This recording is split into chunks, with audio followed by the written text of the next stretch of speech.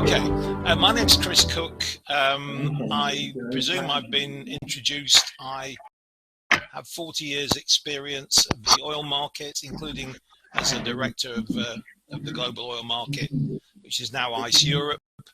And I have 30 years of what you might call financial technology experience. I've been coming to Iran. I've been to Iran a dozen times, and I'm a senior research fellow at University College London at the Institute for Strategy, Resilience and Security. Today, I'm going to be talking about energy, financial technology, a transition through gas, and the outcome, which is energy economics. Now, the first slide just basically says, if we come to the first slide, transition through gas, the cheapest energy of all is energy saved. My understanding is that the conference so far has been hearing about energy production. In fact, one of the most important and economically successful economic activities of the future will be energy saving, which is made at the retail price. In order to do this, we have to use new tools, and I shall be talking about that. Now, my first slide, or the first thing I'm going to quickly talk about, is a review of the current energy market, the current oil market. And the first chart that you will see there is a chart of the oil price in the last year.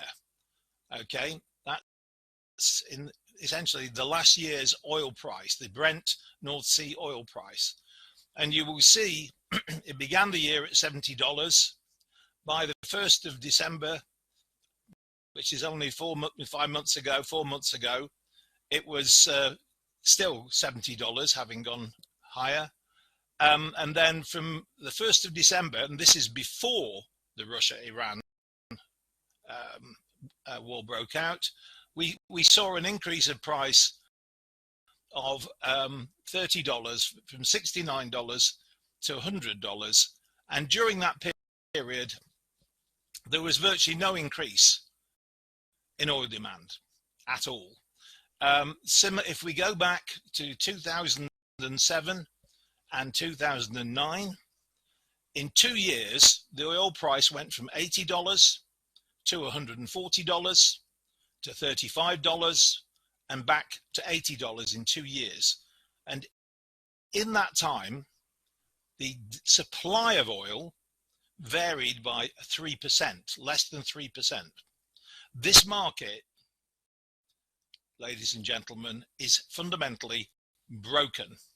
And this is to the people who in the US and elsewhere who actually run global markets, this is actually understood. And that, in my analysis, is about to change.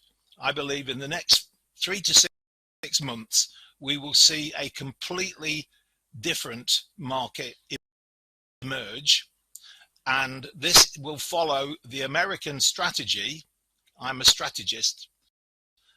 The American strategy is to dominate the oil market and to dominate the global currency system with the dollar. That's why they call their strategy energy dominance, and they have done since the 1st of July 2017. So you see there that the current market is completely broken. The supply of oil and demand of oil did not double in 3 months, but you will see the price did after the Russia-Ukraine war. Now, the second chart is extremely important, one of the most important you will ever see. That is the exchange rate between the dollar and the Russian currency, the ruble.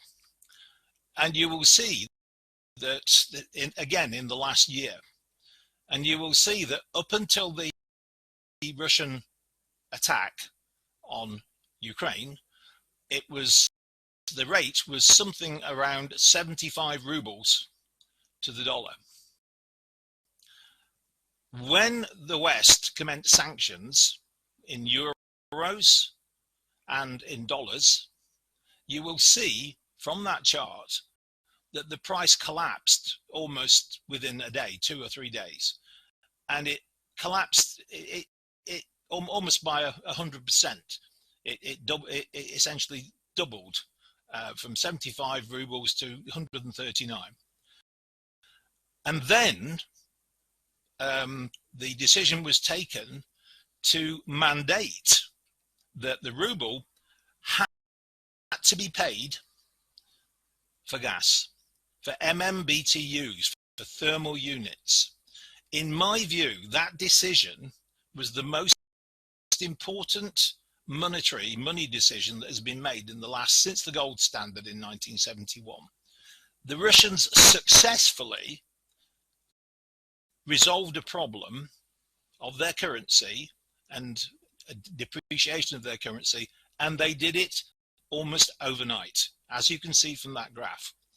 So the Russians essentially fixed their currency to energy. That is incredibly important. That's an incredibly important statement. So that is the context of this presentation. That's a review of the market. I intend to explain how Iran, in different circumstances from outside the financial system, can put in place an internal system facing outwards.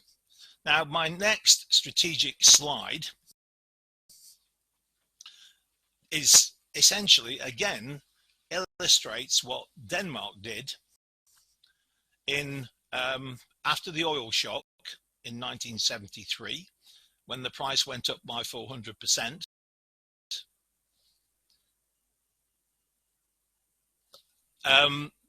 What Denmark did, they made a strategic decision after this 400% increase from $3 to $12 a barrel.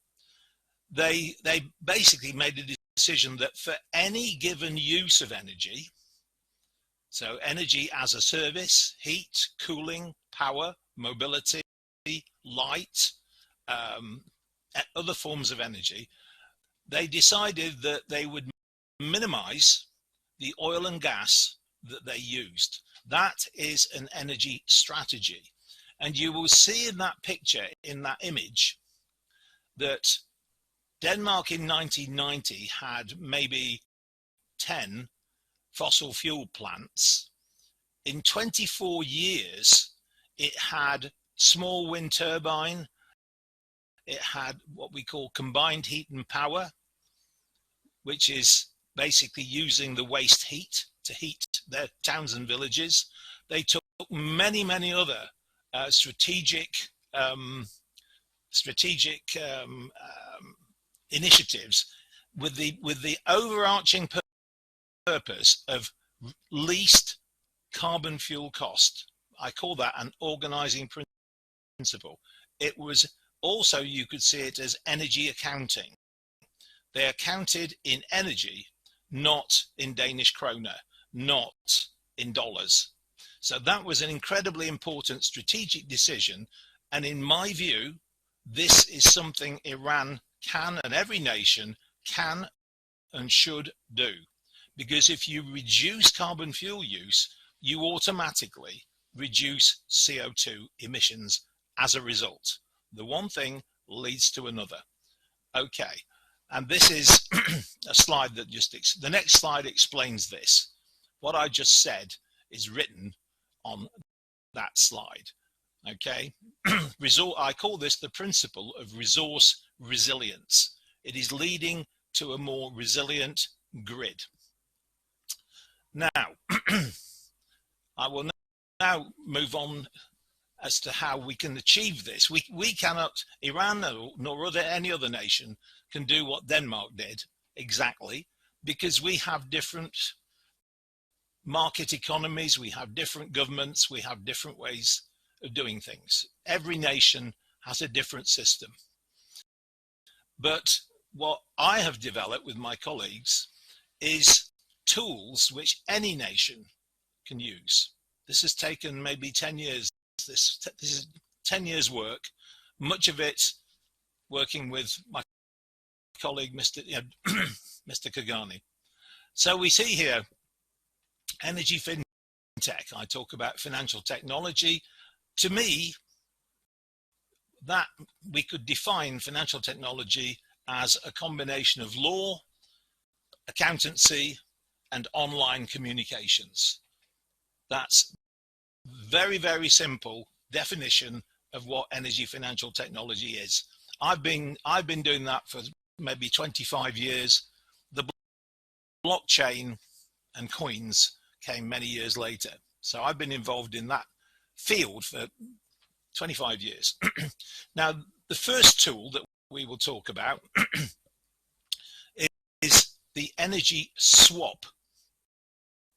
And what I mean by an energy swap is an exchange of an energy flow, a flow of gas, for another flow. It could be a flow of another form of energy, power, for instance. And there are several types. There's I call it a location swap. And a flow of energy into one location is exchanged for a flow of energy out of another. And Mr. Kagani, he was the inventor of the Caspian oil swap. That is the first swap I ever saw, and it was an Iranian invention. I find that quite inspiring.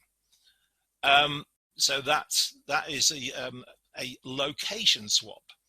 I talk about a category or a conversion swap, where one form of energy is exchanged for a flow of energy of a different type. And again, Mr. Kagani was responsible for the invention of a gas for power swap. So a flow of gas is swapped for a flow of power.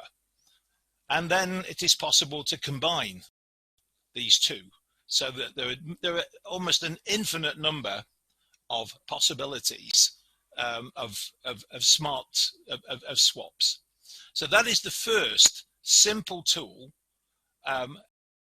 It's essentially a mutual agreement, and mutual agreements can be achieved across borders. Mutual agreements do not rely on national law. So one country can swap with another and nobody can actually prevent it. That is why it is so important. It is a mutual agreement. It is not a national contract imposed by national law in one country or another. So swaps are, as we saw with Armenian gas for Iranian power, they cross borders. That is extremely important. The second tool is the energy credit obligation. Again, very, very, very simple. This tool has been around for thousands of years. It's essentially a promise, an accepted promise. An issuer, an energy producer, can basically issue a promise or a voucher, which, when accepted, is returnable in payment for his services. It's as simple as that. It is returnable in payment for energy. A bank cannot issue a promise like this because a bank is not an energy supplier. Only energy suppliers can issue energy credit obligations. It is essentially prepayment. This is another way of looking at it. It is a prepayment for energy use. It's a very, very, very, very simple tool. It is in use everywhere and has been for thousands of years quietly. And it is a form of finance which is not the conventional form of debt or shares in a company. So, and it would be issued by, I talk about an energy treasury, and it requires to be managed because you cannot have too many promises issued that the supplier cannot perform. So it needs quality control, and we could call that the mint. Again, this instrument can be introduced tomorrow. it's between people, it's between organizations. It's not involving the government necessarily. It is between market participants themselves directly, and it would take place within, I talk at the end of that slide about an energy clearing union. And what that is simply an agreement between members that they will accept each other's promises. It's it's a simple agreement that they will accept each other's promises, and they will mutually assure or ensure the performance of those promises. And again, there's nothing new about mutual agreements to ensure risk. Shipping risk has been mutually assured for 150 years by ship owners, including Iranian ship owners. So again, this is another mutual agreement and direct instruments connecting. So those are the tools that we would actually see used. Those two tools, swaps and credits. And with the mutual agreements, we can create an entirely new global market. Mr. Kagani and I proposed this in Tehran 12 years ago. Precisely this. Nobody was listening. So maybe now they will. The next slide, I won't go into detail on this. This is just a summary of the tools of what I call a smart market.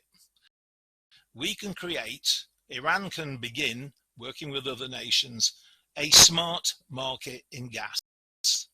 Russia actually has begun it, literally, by creating the first gas credits.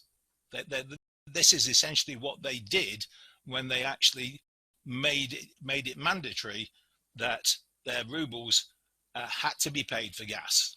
So what they've actually done is what we're proposing here, but they've done it accidentally. So this again is I won't go through these slides. I don't believe I have time to go through these slides. What I wanted to do is get beyond the global market and start to look at how can we actually reduce energy at local level. Because you saw in the Danish slide that Denmark has gone from big centralized power generation to distributed small local scale power generation.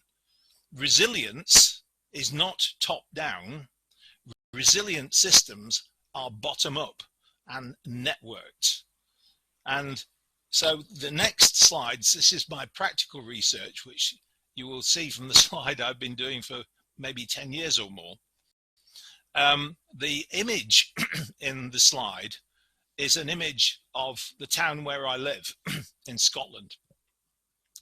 And the map is the zone which we used to test the method. And the first thing we did was to the first thing we did, I've almost finished. The first thing we did is to survey Linlithgow's energy use. So we basically collected everybody's bills, and we then identified on this map, you will see the energy use.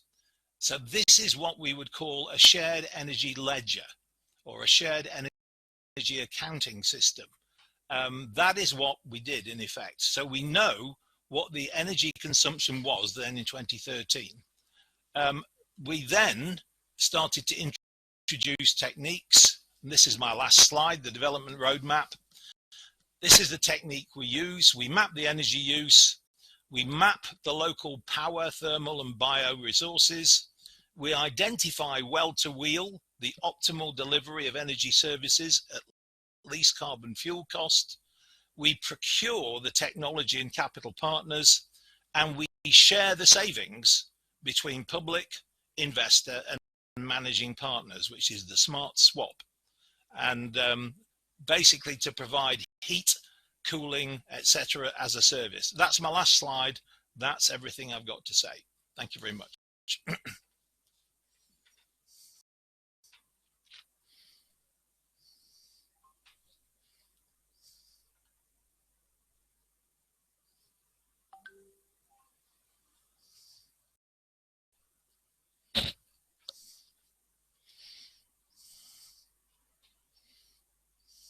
Thank you very much. It was great. Thank you very much.